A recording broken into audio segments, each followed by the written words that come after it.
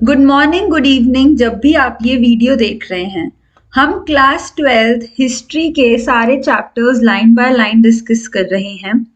Chapters discuss करते हुए हम बुक 1, जो कि आपका थीम 1 है क्लास 12th का, वो हम पूरा डिस्कस कर चुके हैं। अब हम आपकी सेकंड बुक डिस्कस कर रहे हैं, उसका चैप्टर 5 यानी कि आपकी सेकंड बुक का जो फर्स्ट चैप्टर है उसका नाम है through the eyes of traveller.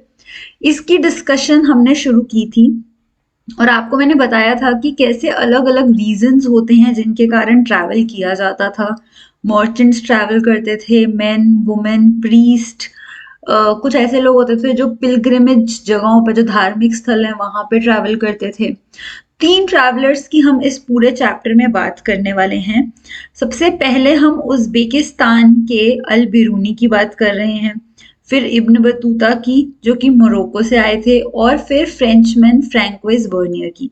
अल बिरूनी और इब्न बतूता की बात हमने की थी। अल बिरूनी और इब्न बतूता में एक चीज कॉमन थी कि इन्होंने जो बुक लिखी वो अरबिक में थी।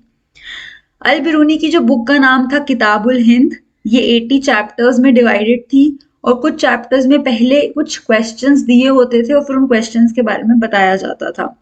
इब्न बतूता की जो बुक थी उस बुक का नाम था रिहाला। और ये कैसे अलग अलग जगहों पे ट्रैवल करते थे और इन्होंने सुल्तान के बारे में सुना, दिल्ली के सुल्तान के बारे में, मोहम्मद बिन तुगलक। और फिर ये वहां पे आए और क्योंकि ये बहुत लिटरेट थे तो इनको काजी बना दिया गया, बट बाद में कुछ मिसअंडरस्टैंडिंग हो गई तो इनको जेल में डाल दिया गया था। फिर बाद में ये चाइना गए जब वो मिसअंडरस्टैंडिंग क्लियर हो गई और इन्होंने काफी ट्रैवल किया। और इन्होंने बताया था कि कैसे ट्रैवल करने में कितने कितने दिन लग जाते थे और ट्रैवल करने में कभी कभी उनको कोई इंजरी आ जाती थी, कोई लूट लेता था, तो उन सब चीजों में भी उनको एक प्रॉब्लम आया करती थी। तो हमने 2 ट्रैवलर्स को डिस्कस कर लिया था। अब हम बात करने वाले हैं फ्रैंकोइस बर्नियर की, a doctor with a difference. जब Portuguese arrived in India about 1500 के एग्जैक्ट, आप अबाउट है, एग्जैक्ट तो 1400 कुछ है। तो उस टाइम पे जब पोर्चुगीज आए तो उन्होंने काफी डिटेल अकाउंट लिखे कि जो इंडिया है, जो एरिया डिस्कवर हुआ है, इंडियन सोशल कस्टम्स, यहाँ के लोग किस तरीके के कस्टम्स मानते हैं, रिलीजियस प्रैक्टिसेस कैसी हैं, उनमें से कुछ थे। जैसे ये अलग अलग यूरोपियंस आए और उन्होंने यहाँ की जो इंडियन टेक्स्ट थे उन्हें यूरोपियन लैंग्वेजेस में ट्रांसलेट किया, क्योंकि यूरोप के लोगों को इंडियन लैंग्वेजेस नहीं आती थी। लेकिन कुछ ऐसे लिटरेट थे जैसे कि ज्यूइस्ट रोबर्टो नोबिली, इन लोगों ने ट्रांसलेशन की। अब बेस्ट अगर हम पोर्चुगीज के राइटर्स कहें तो उसमें से एक आते हैं दुआर्ते बारसू। इन्होंने काफी डिटेल अकाउंट लिखा क्योंकि साउथ इंडिया सबसे पहले, क्योंकि पोर्ट के एरिया से जब आए तो साउथ पहले आया, तो इन्होंने साउथ इंडिया के किस तरीके से वहां का ट्रेड होता है, वहां की सोसाइटी कैसी है, लोग किस तरीके से रहन सहन है, क्या कस्टम फॉलो करते हैं, तो इन्होंने साउथ इंडिया के बारे में बहुत डिटेल में लिखा। फिर जैसे जैसे और ट्रैवलर्स आए तो डच, इंग्लिश और फ्रेंच ट्रैवलर्स भी यहाँ आने लगे। एक फ्रेंच ज्वेलर थे जिनका नाम है जीन बपाटसी। ये एक बेसिकली आपको इंट्रोडक्शन दिया जा रहा है फ्रैंकोइस बर्नियर से पहले का, क्योंकि Francois Bernier is from France, French man है वो, लेकिन उनसे पहले पोर्चुगीज आ चुके थे, डच, इंग्लिश और फ्रेंच आ रहे हैं, तो धीरे धीरे वो एक पूरा इंट्रोडक्शन दे रहे हैं। तो जो जीन बपाटसी ट्रेवर्नियर हैं, ये एक फ्रेंच ज्वेलर थे जो इंडिया आए एटलीस्ट 6 टाइम्स। ये आपको बहुत नॉर्मल सी बात लग रही होगी शायद अब, लेकिन उस वक्त ट्रैवल करना, शिप्स बहुत धीरे चलती थी और उनमें ट्रैवल करके आना बहुत लंबा टाइम लेता होगा। ये इसीलिए आए इतनी बार क्योंकि ये फैसिनेटेड थे जैसे यहाँ पे ट्रेड होता था इंडिया में, जिस तरीके की कंडीशंस थी। इन्होंने कंपेयर किया इंडिया को ईरान के साथ और वहां का जो ओटोमन एम्पायर था। अलग अलग ट्रैवलर्स यहाँ आए और कुछ ऐसे भी थे जो वापस यूरोप गए ही नहीं, उनको इंडिया इतना पसंद आ गया कि वो इंडिया में ही रह गए। तो अब हम एक ट्रैवलर की बात करने वाले हैं। ये जो ऊपर नाम दिए हुए हैं ये इतने जरूरी नहीं है याद करने के लिए, बस आपको एक स्टोरी पता होनी चाहिए कि चैप्टर में क्या चल रही है।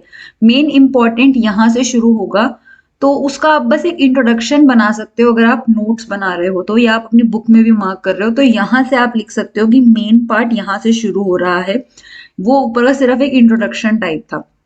अब Francois Bernier, he was a doctor, political philosopher and a historian. तो आपको क्वालिफिकेशन पता चल गई कि ये जो ट्रैवलर हैं ये ऐसा नहीं है कि सिर्फ भाई इनका मन किया कि हम घूमने निकल लेते हैं तो ये घूमने निकल लिए, नहीं, ये लिटरेट थे, डॉक्टर थे, पॉलिटिकल फिलोसोफर थे और हिस्टोरियन थे। In many others he came to, जैसे बहुत अलग अलग, जैसे हमने ऊपर ट्रैवलर्स देखे जो यहाँ पे आए, तो उसी तरह से जब फ्रैंकोइस बर्नियर आए मुगल एम्पायर में, क्योंकि इनको वहां पे सबको पता था कि इंडिया सोने की चिड़िया कही जाती थी, यहाँ पे बहुत सोना था, यहाँ बहुत अपॉर्चुनिटी थी, इतना ट्रेड हो रहा था, यहाँ के मसाले तो यूरोप में बिल्कुल वहां के हर इंसान को चाहिए थे। तो ये भी यहाँ पे फ्रैंकोइस बर्नियर बेसिकली अपॉर्चुनिटी के लिए आए थे कि इनको कुछ काम मिल जाए, यहाँ से कुछ अर्न करें, कुछ अपॉर्चुनिटी मिले इनको। तो he was in India for 12 years. तो अब बुलेट पॉइंट्स बना रहे हो तो पहला पॉइंट आप बना सकते हो इनकी क्वालिफिकेशन का, दूसरा कि ये मुगल एम्पायर में आए अपॉर्चुनिटी के लिए और अराउंड 12 ईयर्स तक ये इनका टाइम फ्रेम है। अगर आपको डेट्स नहीं याद होती हैं तब भी एटलीस्ट आप ये याद रख लेना कि ये 12 ईयर्स तक यही रहे थे। और जो मुगल कोर्ट में जो वहां के फिजिशियन, ये फिजिशियन रहे किनके, प्रिंस दारा शिकोह के, ठीक है, शाहजहां के बेटे थे जो सबसे बड़े वाले, उनके फिजिशियन थे ये। और बाद में ये इंटेलेक्चुअल और साइंटिस्ट विद दशमंत खान। अब देखो ये आप देखोगे कि कैसे इनका धीरे धीरे पोस्ट बढ़ती गई मुगल एम्पायर में, इन्होंने थोड़ी सी अपनी एक जगह बना ली मुगल कोर्ट में। अब जो फ्रैंकोइस बर्नियर ने लिखा, उन्होंने इंडिया को अपने यूरोप, अपने फ्रांस से या ईस्ट को वेस्ट से कंपेयर किया। बर्नियर, क्योंकि हमारा देश बहुत बड़ा है और उस वक्त का जो टेरिटरी थी वो आज का पाकिस्तान और कुछ बांग्लादेश का हिस्सा भी आ जाता था, तो बहुत बड़ा एरिया था। तो उन्होंने कुछ हिस्सों में ट्रैवल किया और उन्होंने कंपेयर किया इंडिया को यूरोप के साथ। वो रहे यहाँ पर उन्होंने अपनी राइटिंग्स लुइस, अब देखो ये बड़ी आयरनी की बात है कि आप यहीं रह रहे हो, आप यहाँ अपॉर्चुनिटी ले रहे हो, आप काम यहाँ कर रहे हो, आप अर्न यहीं से कर रहे हो, लेकिन उन्होंने अपनी राइटिंग्स फ्रेंच किंग लुइस 14 को डेडिकेट कर दी। And many of his works were written, इस तरीके से उन्होंने अपने काम लिखे कि वहां के जो राजा हैं उनके ऑफिशियल्स और मिनिस्टर्स को इन्फ्लुएंस कर सकें, उनके लिए इन्होंने लिखा। Every instance Bernier described what he saw in India, उन्होंने जो भी इंडिया में देखा उसको उन्होंने यूरोप के साथ कंपेयर किया और हमेशा इंडिया को इंफीरियर दिखाया और यूरोप को अच्छा दिखाया। उन्होंने कभी भी एक्यूरेट असेसमेंट नहीं किया कि जो उनको दिख रहा है, नहीं, उन्होंने एक चश्मा पहन रखा था, यूरोप अच्छा है, और उन्होंने उसी तरीके से उस चीज को लिखा। और जो उन्होंने लिखा, क्योंकि उस वक्त लोग जानना चाहते थे इंडिया के बारे में और वहां के किंग की तारीफ भी लिखी थी, तो ये इनकी जो राइटिंग्स थी बर्नियर की, ये बहुत पॉपुलर हो गई।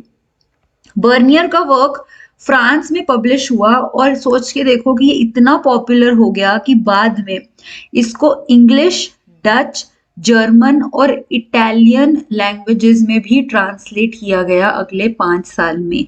डेट अगर ये याद नहीं भी होती, मैं बार बार कह रही हूँ, एटलीस्ट आपको ये बात तो याद होनी चाहिए। तो ये भी एक पॉइंट है कि बर्नियर ने जो पब्लिश किया वो इन भाषाओं में बाद में ट्रांसलेट हो गया और ये रीप्रिंट हुआ 8 टाइम्स फ्रेंच लैंग्वेज में। और 1684 तक ये 3 बार रीप्रिंट हो चुका था इंग्लिश लैंग्वेज में। तो आप सोच सकते हो कि बर्नियर की जो बुक थी वो बहुत पॉपुलर हो गई थी। It was in marked contrast to the accounts of Arabic and Persian, जो वहां पे सर्कुलेट हो रहे थे मैन्यूस्क्रिप्ट की फॉर्म में, लेकिन ये पब्लिश नहीं हुए थे 1800 तक या उससे पहले। देखो जो बर्नियर ने बुक पब्लिश की वो 1670, अब टाइमलाइन थोड़ी सी समझनी पड़ेगी यहाँ पे, 1670 से 1671 के बीच में उन्होंने बुक पब्लिश कर दी उस वक्त तक जो अरेबिक और पर्शियन भाषा में लिखी गई बातें हैं, ये इंग्लिश या फ्रांस की भाषा, फ्रेंच या इंग्लिश या जर्मन या डच या इटालियन में ट्रांसलेट नहीं हुई थी। तो जो उस वक्त की ओरिजिनल अरेबिक और पर्शियन बातें थी वो सर्कुलेट नहीं हुई, बट 1800 के बाद ये भी पब्लिश होने लगी, उससे पहले नहीं हुई थी। तो जो बर्नियर के रिकॉर्ड्स थे वो बहुत ज्यादा इंपॉर्टेंट और पॉपुलर माने जाने लगे। अब जब अल बिरूनी यहाँ आए तो उन्होंने कुछ चीजें उनके लिए बड़ी अलग थी, बड़ी नई थी, तो उन्होंने अपने से ही उनके कुछ मतलब निकालने शुरू किए और उनको कुछ प्रॉब्लम्स भी आई।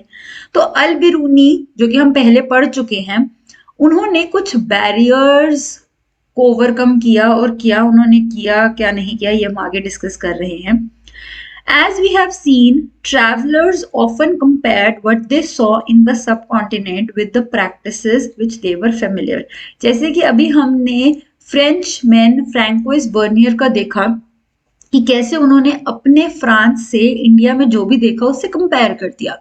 तो हर ट्रैवलर यही चीज करता था कि जो चीजें उनको पहले से पता थी या जो उनके वतन की थी, जो उनके एरिया की थी, उनसे वो एक अननोन, जब उनको नई चीजें पता चल रही हैं, वो उनसे कंपेयर कर रहा था। ईच ट्रैवलर ने अपनी एक अलग अंडरस्टैंडिंग, जो भी उन्होंने देखा, देखो हर इंसान की सोच अलग है, एवरी पर्सन इज यूनिक। तो जिसको जो दिखा, उसको जो समझ आया, जो मैं समझूंगी मैं अपने तरीके से लिखूंगी, जो आप समझोगे आप अपने तरीके से लिखोगे। तो यही चीज यहाँ भी हो रही है कि अल बिरूनी को जो समझ आया उन्होंने वो लिखा, जो फ्रैंकोइस बर्नियर को समझ आया उन्होंने वो लिखा। तो सबने अपनी समझ के हिसाब से लिखा। अल बिरूनी अवेयर नहीं थे एक problem inherent in the task he had set himself. Al-Biruni, for instance, was aware of the problems inherited in the task he had set himself. He discussed several barriers. अब अल-बिरूनी को जो जो प्रॉब्लम्स आई, जो उन्होंने feel किया कि ये एक बाधा है, ऑब्स्ट्रक्टेड अंडरस्टैंडिंग, जो भी उनको बैरियर लगा, उन्होंने उनके बारे में लिखा। सबसे पहला था लैंग्वेज। भाषा, जो लैंग्वेज होती है ना, ये एक बहुत बड़ा बैरियर बन जाती है कभी कभी। आपने देखा होगा, अगर आप किसी बाहर की कंट्री में चले जाओ, यूरोप चले जाओ या आप यूएस चले जाओ या आप ऑस्ट्रेलिया चले जाओ, और वहां पे आपको कोई इंडियन मिल जाए या कोई एशियन मिल जाए जो हिंदी में बात करे, आपको बहुत अच्छा लगेगा। तो लैंग्वेज ना आपको जोड़ देती है, या लैंग्वेज आपको एक दूसरे से अलग भी कर सकती है कितनी बार। तो पहली प्रॉब्लम, जो बैरियर अल बिरूनी ने फेस किया, वो था लैंग्वेज। आई थिंक आपको अभी तक अच्छे समझ आ रहा होगा। आगे शुरू करते हैं। According to him, Sanskrit was so different from Arabic and Persian, क्योंकि अल बिरूनी को अरेबिक और पर्शियन आती थी, लेकिन वो संस्कृत से बहुत अलग थी। That ideas and concepts वो इतनी आसानी से could not be easily translated from one language into another. तो अल बिरूनी ने रियलाइज किया कि संस्कृत भाषा इतनी भी सिमिलर नहीं है अरेबिक और पर्शियन से, तो हमें उसको ट्रांसलेट करने में भी थोड़ी सी प्रॉब्लम आ रही थी उनको। और सेकंड बैरियर उन्होंने जो he identified was the religious beliefs and practices. जो यहाँ के रिलीजियस बिलीव्स थे, जो यहाँ की प्रैक्टिसेस थी, क्योंकि हमारे यहाँ पे अलग अलग धर्म थे, तब भी यहाँ पे हिंदुइज्म भी था। जब दिल्ली सल्तनत आ गई, इस्लाम आ गया, तब भी यहाँ पे अलग अलग रिलीजन्स चल रहे थे। धीरे धीरे क्रिश्चियनिटी भी आ रही थी। तो बहुत सारे रिलीजियस बिलीव्स थे, प्रैक्टिसेस थी, जो यहाँ पे इकट्ठी चल रही थी, या आप कह सकते हो कि वो बहुत डिफरेंट थी, जो अल बिरूनी ने फेस की। The self-absorption and consequent insularity of the local population, according to him, constituted the third barrier. तो अब आप देखोगे कि अल बिरूनी जहां से आए, वहां की जो लोकल पॉपुलेशन, यहाँ की जो लोकल पॉपुलेशन है, वो अपने में ही self absorption and consequent insulation of the local population, तो ये भी एक बैरियर था अल बिरूनी के लिए। According to him, constituted the third barrier. What is interesting is that even though he was aware of these problems, Al-Biruni still depended exclusively on the works of Brahmins, often citing passages from the Vedas. Al-Biruni ने काफी जगहों पे Brahmins, वेदा, पुराण, भागवत गीता, जो Patanjali, work of Patanjali, Manusmriti, इन सब का ही reference लिया। तो जो सोर्सेस थे अल बिरूनी के वो यही थे, even after all the barriers. तो अगर आपको पूछा जाए क्वेश्चन की what all barriers Al Biruni face, तो ऊपर हमने बैरियर लिखे हैं, लेकिन आप अपने क्वेश्चन के आंसर में इसको कंक्लूजन लिख सकते हो कि ये सब बैरियर्स अल बिरूनी को पता थे, फिर भी उन्होंने ब्राह्मण, वेदा, पुराण, भागवत गीता, जो पतंजलि का काम था, या फिर जो मनुस्मृति में लिखा था, उन्होंने वही चीजों को यूज किया इंडियन सोसाइटी को समझने के लिए। ठीक है, तो बैरियर्स जानते हुए भी उन्होंने इन्हीं चीजों को यूज किया, और बाद में ट्रांसलेशन की उन्होंने, और काफी सारे टेक्स्ट को पढ़ा, संस्कृत भी सीखने की कोशिश की ब्राह्मण्स के अंडर। तो ये सब उन्होंने किया। अब Al Biruni's description of the caste system. अगर आपको वीडियो अभी तक अच्छी लग रही है तो वीडियो को जरूर लाइक कर दीजिए और चैनल को सब्सक्राइब कर दीजिए अगर अभी तक नहीं किया है, क्योंकि मेरा एम है कि आपको अच्छे से समझाना क्लास 12th की हिस्ट्री एंड इसके बाद के आगे के चैप्टर्स भी। सो अगर अच्छा लग रहा हो तो लाइक कर दीजिए। आगे बढ़ते हैं, Al Biruni's description of the caste system. अब अल बिरूनी ने एक नई चीज यहाँ जो उन्होंने ऑब्जर्व की या उन्होंने डिस्क्राइब किया अपने तरीके से, उसको था कास्ट सिस्टम को। अल बिरूनी ने जो कास्ट सिस्टम को देखा बाकी सोसाइटीज के नजरिए से।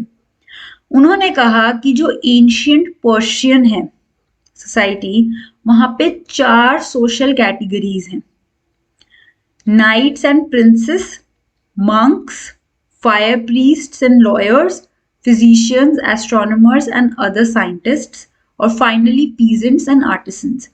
तो ये 4 कैटेगरी हो गई। पहली में आपके अपर क्लास यानी कि आप कह सकते हो नाइट्स हो गए, प्रिंसेस, ये। सेकंड में monks, fire priests, lawyers. Third में physicians, astronomers and other scientists, और फोर्थ में आपके पेजेंट्स यानी कि फार्मर्स या आर्टिसंस जो कि कारीगर होते हैं।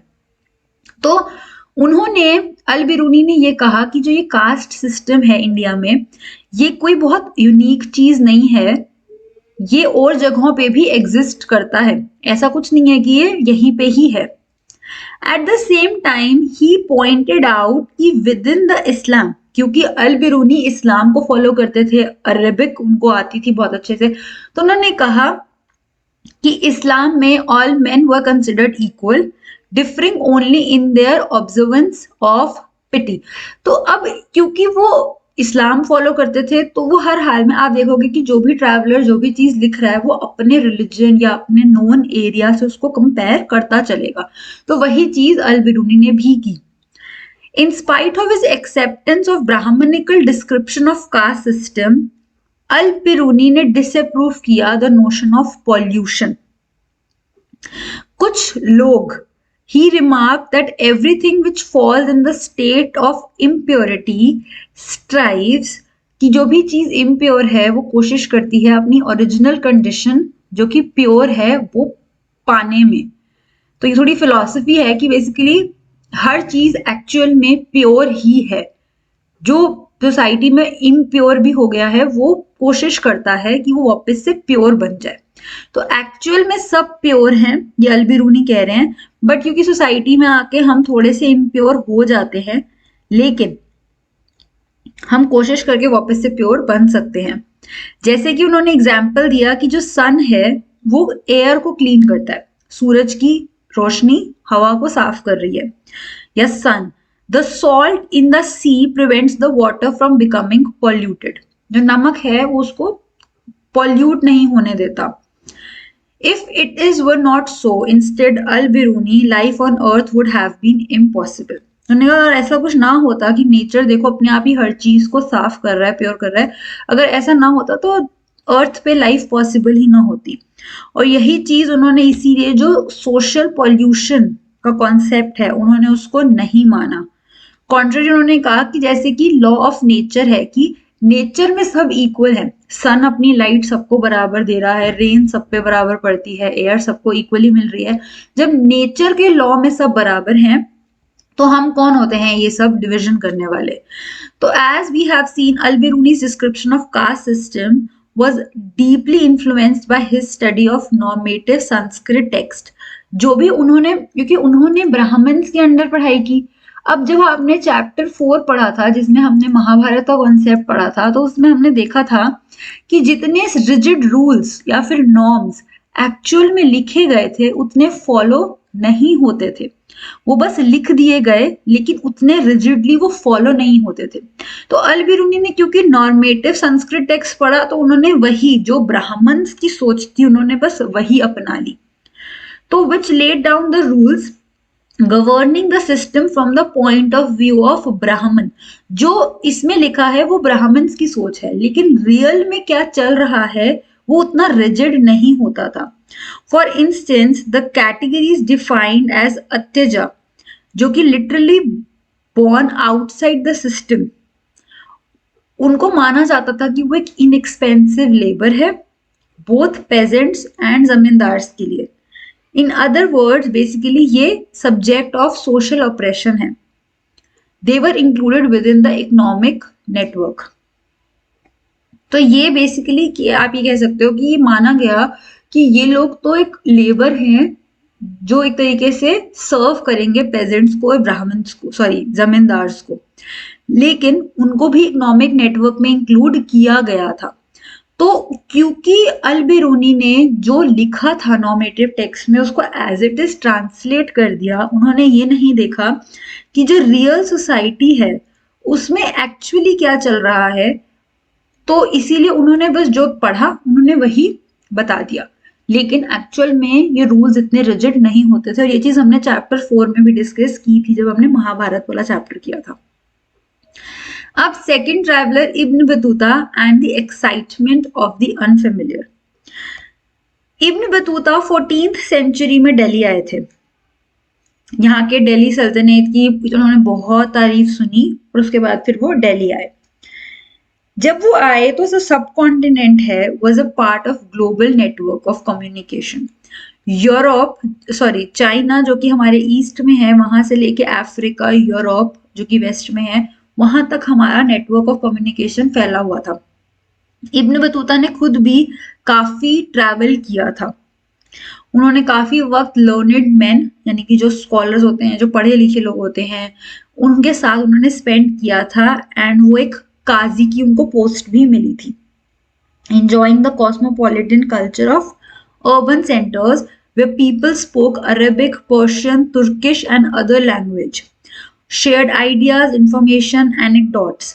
तो ये बहुत डिफरेंट कल्चर था क्योंकि अर्बन सेंटर्स में आपको हर तरीके के लोग मिलेंगे, अरेबिक बोलने वाले, पर्शियन बोलने वाले, तुर्किश बोलने वाले, और वो एक दूसरे से अपने आइडियाज शेयर करते थे। These included stories about men noted for their petty kings who could be both cruel and generous, about the lives of। तो ये जो बेसिकली जो स्टोरीज हैं या जो इंफॉर्मेशन जो ये एक दूसरे से शेयर करते थे वो किन टॉपिक्स पे होती थी? किंग्स के बारे में, या फिर नोटेड ऑफ देयर पिटी, अपने जो मेन अपनी जो उन्होंने बातें लिखी हैं वो उनको शेयर करते थे, या राजा की कहानी, या फिर जो ऑर्डिनरी मैन और वुमेन की बातें होती थी। एनीथिंग जो कि अनफेमिलियर है, जो हाईलाइट होना चाहिए, जो लिसनर्स को इम्प्रेस कर सकता है, वो चीजें यहाँ पे लिखी जाती थी और डिस्कस की जाती थी। इब्न बतूता के साथ आप दो चीजें आपके क्वेश्चन में हमेशा मेंशन करोगे, वो है कोकोनट और पान। जो best example of Ibn Battuta strategy था, उन्होंने कोकोनट और पान को डिस्क्राइब किया। ये two kinds of plant produce हैं जो कि कंप्लीटली अनफेमिलियर थे उनकी ऑडियंस को, यानी कि जहां से इब्न बतूता आए वहां के लोगों को ये पान की जो लीफ होती है और जो कोकोनट होता है उसके बारे में, उनके वहां के लोगों को इसके बारे में कोई आइडिया नहीं था, उनको नहीं पता था कि ये सब क्या है। Ibn Battuta found cities in the subcontinent full of exciting opportunity, क्योंकि जो cities हैं वहाँ पे अलग अलग तरीके के लोग रहते हैं, आपको अलग अलग अपॉर्चुनिटी मिलेंगी, वहाँ पे स्किल्स हैं, ड्राइव रिसोर्सेज एंड स्किल्स, क्योंकि जो सिटी वाला एरिया है वो बहुत ज्यादा अपॉर्चुनिटी होती है, इसलिए बहुत ज्यादा लोग भी वहां रहते हैं, तो वो डेंसली पॉपुलेटेड होता है। जैसे आप दिल्ली देख सकते हो, मुंबई देख सकते हो, बैंगलोर देख सकते हो, जो भी सिटीज है जहाँ पे अपॉर्चुनिटी ज्यादा है वहां पे लोग भी ज्यादा रहते हैं, एंड वो प्रॉस्परस भी है क्योंकि वहां पे अपॉर्चुनिटी है। Except for the occasional disruption, कोई वॉर हो गया या कोई इन्वेजन हो गया उस वक्त दिल्ली पे या फिर कुछ आसपास के एरिया में, तो उस वक्त थोड़ा सा आम जो डेली रूटीन है, आम चल रहे, वो थोड़ा सा डिसरप्ट हो जाता है। अदरवाइज ये सब चीजें वहां पे लोग प्रॉस्परस करते हैं, प्रॉस्पर हो रहे हैं, ग्रो कर रहे हैं, अलग अलग अपॉर्चुनिटीज मिल रही हैं। इब्न बतूता के अकाउंट्स ये दिखाते हैं कि most of the cities crowded streets होती थी, ब्राइट और कलरफुल मार्केट्स, बहुत सारे तरीके के गुड्स, अलग अलग चीजें आपको मार्केट में मिलेंगी। उन्होंने दिल्ली को डिस्क्राइब किया कि वो एक ऐसी सिटी थी जहां पे बहुत ज्यादा पॉपुलेशन थी, लार्जेस्ट इन इंडिया। दौलताबाद जो कि महाराष्ट्र में है, उन्होंने कहा कि वो भी कोई कम नहीं है, and easily revive sorry revived revived oh God, ये मुझसे बोला नहीं जा रहा ठीक से, मतलब बेसिकली वो भी टक्कर देता है दौलताबाद का, जो इतनी पॉपुलेशन है वहां पे भी वो दिल्ली के साइज को इजीली टक्कर दे सकती है। तो ये उन्होंने यहाँ की सिटीज को एक्सप्लेन किया था कि यहाँ की मार्केट्स, बाजार्स में आपको हर चीज मिलेगी, कलरफुल है। उन्होंने जब अगर आपको पूछा जाए क्वेश्चन कि इब्न बतूता का डिस्क्रिप्शन बताओ बाजार्स को लेके, तो आप ऊपर से स्टार्ट करना, और यहाँ का भी आप एक पॉइंट ऐड करना कि बाजार सिर्फ इकोनॉमिक ट्रांजैक्शन की, वहां पे पैसे का लेन देन यही नहीं है, वहां पे सोशल और कल्चरल एक्टिविटीज भी होती थी। मोस्ट ऑफ द बाजार्स में एक मॉस्क, मस्जिद और एक टेम्पल, मंदिर होता था, and in some of them at least spaces, ऐसी कुछ जगहों पे खुली जगह होती थी, स्पेस होती थी जहाँ पे डांस, म्यूजिकल परफॉर्मेंसेस होती थी, सिंगर्स गाने गाते थे। इब्न बतूता ने ज्यादा एक्सप्लेन नहीं किया प्रोस्पेरिटी ऑफ टाउन्स को, उन्होंने ये नहीं बताया कि ये एरिया कितना आबाद था, कितना ग्रो कर रहा था, कितना डेवलप था। Historians have used his account to suggest that towns derived significant portion of their wealth through the appropriation of surplus from villages. जो भी सामान विलेजेस से आ रहा है, सारी वेल्थ मोस्टली टाउन्स में वहीं से आती थी। इब्न बतूता इंडियन एग्रीकल्चर को उन्होंने बहुत प्रोडक्टिव माना, क्योंकि यहाँ की मिट्टी बहुत फर्टाइल है, जो अलाउ करती है फार्मर्स को कि वो एक साल में 2 क्रॉप्स ग्रो कर सके। उन्होंने ये भी बात मेंशन की कि जो सब कॉन्टिनेंट है वो integrated with inter Asian network of trade and commerce. तो जो हमारा इंडियन मैन्युफैक्चरर है वो बोथ वेस्ट एशिया और साउथ ईस्ट एशिया में ग्रेट डिमांड है, हमारे प्रोडक्ट का बहुत एक्सपोर्ट हो रहा है, हमारे सामान की डिमांड बहुत ज्यादा है, और क्योंकि यहाँ की मिट्टी भी बहुत अच्छी है तो किसान बहुत अच्छी खेती भी कर लेते हैं। ह्यूज प्रॉफिट्स जो यहाँ के कारीगर हैं, क्योंकि हमारे यहाँ पे इतनी सुंदर नक्काशी की जाती थी, इतनी सुंदर चीजें बनाई जाती थी, तो यहाँ के मर्चेंट्स और यहाँ के आर्टिसंस को बहुत प्रॉफिट होता है। इंडियन टेक्सटाइल, जो कपड़ा है यहाँ का, पर्टिकुलरली कॉटन क्लॉथ या फाइन मुस्लिन, सिल्क, ब्रोकार्ड, सेटिन, ये बहुत ग्रेट डिमांड में था। तो ये पूरा आप देख रहे हो, ये पूरा बाजार या हमारे इंडिया का जो ट्रेड है उसके बारे में उन्होंने डिस्क्राइब किया है। Ibn Battuta informs us that certain variety of fine muslin were so expensive that they could be worn only by the nobles and very rich. कुछ इतने ज्यादा बारीक और इतना खूबसूरत काम किया जाता था मुस्लिन कपड़ों पर कि वो सिर्फ बहुत अमीर और नोबल लोग ही खरीद पाते थे और पहन पाते थे। तो हमारे यहाँ पे बेहतरीन तरीके की वैरायटी थी, खेती भी बहुत अच्छी हो रही थी, तो हमारे यहाँ पे आप जानते हो स्पाइसेस, कपड़े, फ्रूट, जो हमारे यहाँ पे जो खेती हो रही है, हर चीज की ग्रेट डिमांड थी। तो इससे पता चलता है कि उस वक्त हमारा एरिया, हमारा जो ये सब कॉन्टिनेंट है, कितना ज्यादा ग्रो कर रहा था। A unique system of communication. The state evidently took special measures to encourage merchants, क्योंकि व्यापार, ट्रेड तो मर्चेंट्स करेंगे तो उनको एनकरेज करना भी जरूरी है, क्योंकि वहीं से ही पैसा आएगा।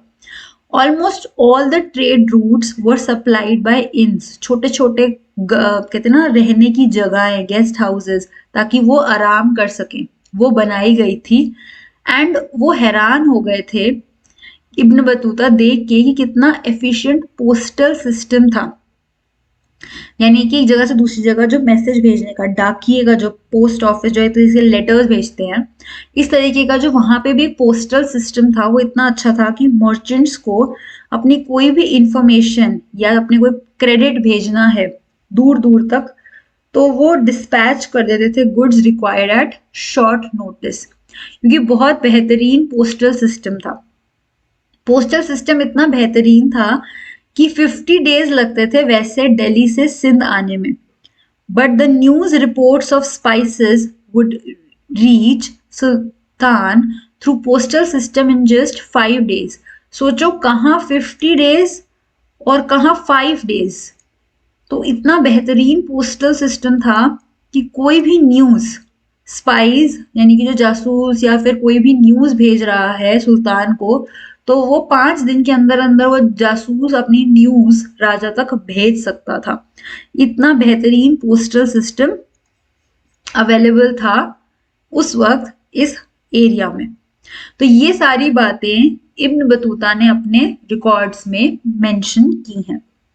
अब हम देखेंगे, हमने 2 देख लिया, अल बिरूनी और इब्न बतूता का। अब हम बर्नियर यानी कि Francois Bernier and the degenerate East, उन्होंने क्या लिखा है। बेसिकली उन्होंने हमें कंपेयर किया है यूरोप से, और उन्होंने एक चश्मा लगा रखा है कि यूरोप बहुत अच्छा है और इंडिया इतना अच्छा नहीं है। तो उन्होंने लिखा है वो हमें एग्जैक्ट नहीं बता पाएगा, क्योंकि हर ट्रैवलर, चाहे वो इब्न बतूता हो, चाहे वो अल बिरूनी हो, चाहे वो बर्नियर हो, वो सब अपनी ऑब्जर्वेशन करते हैं और फिर वो जो भी उनको समझ आया है वो उसी को ही लिखते हैं। तो हमें ये बात भी हमेशा हिस्टोरियंस ध्यान में रखते हैं। तो हम बर्नियर, उन्होंने क्या डिस्क्राइब किया और उन्होंने क्या लिखा है, ये हम अगले पार्ट में डिस्कस करेंगे। अभी तक अगर आपको कोई भी डाउट हो तो आप मुझसे नीचे क्वेश्चन पूछ सकते हैं।